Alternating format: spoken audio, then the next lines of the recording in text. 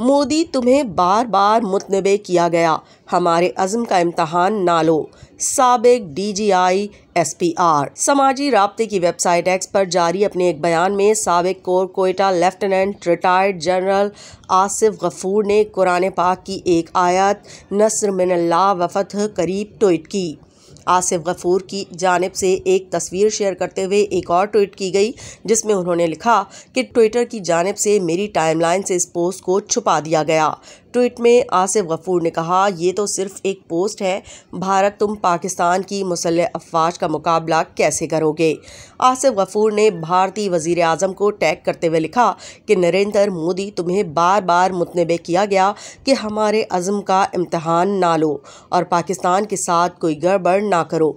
तुम दरअसल दहशतगर्द रियासत हो और तुमने मकबूज़े कश्मीर के मासूम कश्मीर के खिलाफ इसका बदतरीन मुजाहरा भी किया।